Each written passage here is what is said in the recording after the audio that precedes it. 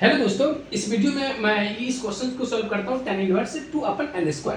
इस क्वेश्चन को अगर देखें तो ये क्वेश्चन आपको ज़्यादातर आईआईटी जेईई हो गया या सीएसआर नेट हो गया, इसमें ज़्यादातर ये क्वेश्चन पूछे जाते हैं। दैट मीन्स हाई लेवल के क्वेश्चन हैं। ये आपको एंट्रेंस वगैरह में या सीईटी में क्वेश्चन नहीं पूछे, क्योंकि ये थोड़ा टेक्निकली अच्छी क्वेश्चन है। देखिए, इसका समेशन फाइंड करना, अगर आप इसको जनरल एक्सप्रेशन में जनरलाइज करेंगे तो आपका tan inverse 1/n² plus tan inverse 2/n², फिर sorry 2/1² plus tan inverse 2/2² plus tan inverse 2/3² इस फॉर्मेट में एक्सप्रेशन आपका लिखा जाएगा। लेकिन इस उस फॉर्मेट में अगर आप देखते हैं तो इस क्वेश्चन को आप सॉल्व नहीं कर पाएंगे।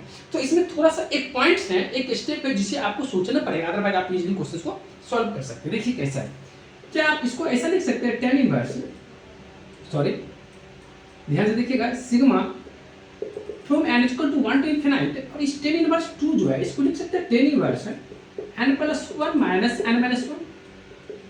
अगर इस फॉर्मेट में लिखेंगे न्यूमरेटर को तो आपका लिखेगा, देखिए 1 आपका क्या हो गया, सॉरी n-1, सॉरी इस फॉर्मेट में है tan inverse n+1 plus n-1।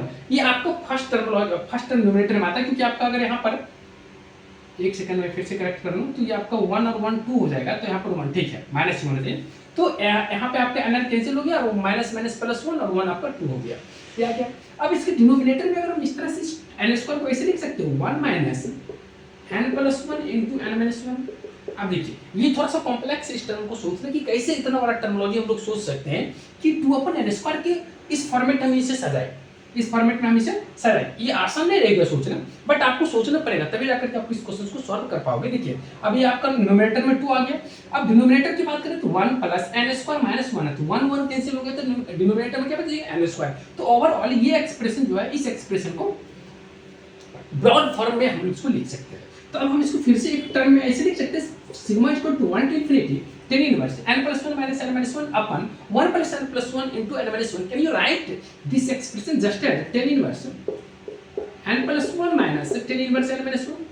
ये आपका एक फॉर्मूला के फॉर्मेट में आता है, tan inverse a minus b, tan inverse a minus tan inverse b is equal to tan inverse a minus b upon 1 plus a into b। ये आपका format हो गया, ये आपका tan इनवर्स के फॉर्मेट में फॉर्मूला आ गया। अब ये इस फॉर्म में आ गया, तो हम लोग अब इसके बाद क्या करते हैं, इसमें n का वैल्यू 1 बाय 1 पुट करके देखते हैं। तो अब हम लोग पुट करें तो आपको क्या मिलता है, देखिएगा ध्यान से, इस टर्म्स को हम हटाते हैं, इसे भी हटाना। अगर इसमें हम n इक्वल टू 1 पुट करेंगे तो आपका क्या मिलेगा, ध्यान से देखिएगा, tan इनवर्स 2 और यहाँ पे बच जाएगा tan इनवर्स 0। फिर यहाँ पे आप अगर 2 पुट करेंगे तो आपका यहाँ पर मिलेगा tan इनवर्स 2 प्लस 1 3 माइनस, यहाँ पे बचेगा आपका tan इनवर्स 2 पुट करेंगे तो यहाँ पे आ जाएगा 1। यहाँ पर फिर हम 3 पुट करेंगे तो आपका 3 प्लस 1 tan इनवर्स 4 माइनस, यहाँ पे आएगा 3 minus 2 that means tan inverse 2। फिर अगर हम यहाँ पर 5 अब इसके बाद अगर हम 3 पुट के 4 पुट करें तो आपका आएगा tan इनवर्स 5 माइनस, यहाँ पे आपका आ जाएगा tan इनवर्स 3। इस तरह से ये आपका बढ़ते जाएगा। अब देखिएगा ध्यान से, इस तरह से ये आगे जाएगा। फिर जो है इसी तरह से ये अगर आगे जाएगा तो एक समय यहाँ पर लेफ्ट साइड में जो था आपका n+1 था tan इनवर्स में, इधर आपका n-1 था। अब इसमें हम अगर n इनफाइनाइट टर्म्स तक जाते हैं तो आपका यहाँ पे कहीं ना कहीं आ जाएगा tan इनवर्स n+1, इधर आएगा tan इनवर्स n-1। तो अगर हम n को वैल्यू ऐसे लिख ही लेते हैं, tan इनवर्स n+1 और इधर आपका tan इनवर्स n-1 के फॉर्मेट में जाएगा। अब अगर आप गौर करें, देखिए तो ये जो टर्म है, इस दो टर्म को छोड़ करके, ये जो टर्म है दो टर्म को छोड़ करके इधर से टर्म को सबको कैंसिल कर रहा है, ये इसको साफ कर रहा है, ये इसको कैंसिल कर रहा है, क्योंकि देखिए ये प्लस है तो ये माइनस है, फिर आपका ये प्लस है तो ये आपका माइनस है। तो इस तरह से यहाँ से क्या कर रहा है, टर्म्स को कैंसिल करते जाएगा।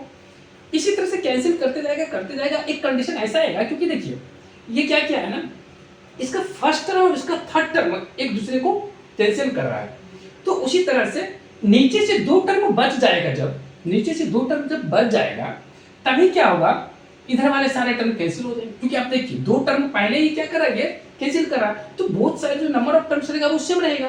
तो यहाँ पे जब दो टर्म को छोड़ करके पहले से इसको कैंसिल करा, तो इससे पहले आपका दो टर्म पहले ही होगा, तभी जाकर के आपका कैंसिल होगा। और दोनों को दोनों क्या होगा, एक अगर tan इनवर्स n+1 होगा तो एक आपके यहाँ पर tan इनवर्स क्या होगा, n-1 पुट करते tan इनवर्स n हो जाएगा, माइनस यहाँ पर आपका क्या हो जाएगा tan इनवर्स n-, यहाँ पर n अगर पुट किए तो n+1 था, n+1 था, अगर n-1 पुट करते हैं किसी जगह पर तो ये आपका n हो जाता है, और n-1 अगर इसमें पुट करते हैं तो क्या होगा, n-2 हो जाएगा, इस तरह से आएगा। तो यहाँ तक इस टर्म को कैंसिल कर देगा, इवन लास्ट टर्म भी क्या करेगा, कैंसिल कर देगा लास्ट टर्म, क्योंकि इधर वाला सारा टर्म कैंसिल होगा। अगर यहाँ तक कैंसिल हो रहा है तो यहाँ पर जो है आपका 2 टर्म इधर लेफ्ट में बच जा रहा है, और यहाँ पर एक आपका 0 एक आपका 1 बच जा रहा है। तो ओवरऑल आपको क्या बचा, tan inverse n and tan inverse n+1। तो अगर हम लोग tan इनवर्स n लेते हैं तो यहाँ पर n का वैल्यू हम लोग इनफाइनाइट तक चले जा रहे हैं, n का वैल्यू क्या है, इनफाइनाइट तक, ये भी आपका इनफाइनाइट तक है, तो ये दोनों आपका पॉजिटिव है। तो यहाँ पर पाई ये आपका इन्फिनिटी होगा, तो tan इनवर्स आपका इन्फिनिटी का वैल्यू आपका क्या होता है, अगर आप चाहे तो यहाँ पर इसको फिर से समराइज कर ले एक बार, यहाँ लिख सकते हैं tan इनवर्स इन्फिनिटी, और ये भी पार्ट आपका क्या है, पॉजिटिव है, इसको लिख सकते हैं tan इनवर्स इनफाइनाइट। अब जो है इन लेफ्ट में आपका बच गया माइनस tan इनवर्स 0, और ये आपका बच गया क्या, माइनस tan इनवर्स 1, ये आपका टर्म से बच गया। अब देखिए यहाँ पर tan inverse infinity plus tan inverse infinity, अब यहाँ पे ये जो है tan इनवर्स इन्फिनिटी और tan इनवर्स इन्फिनिटी, ये जो टर्म है आपका इन्फिनिटी, ये भी infinity, 2 times tan inverse infinity हो जाएगा। तो tan इनवर्स इन्फिनिटी जो है वो आपका किसका वैल्यू है, तो tan इनवर्स इन्फिनिटी का आपका जो वैल्यू होता है वो आपका क्या π/2 रहेगा, तो π/2 प्लस π/2 टोटल पाई हो जाएगा।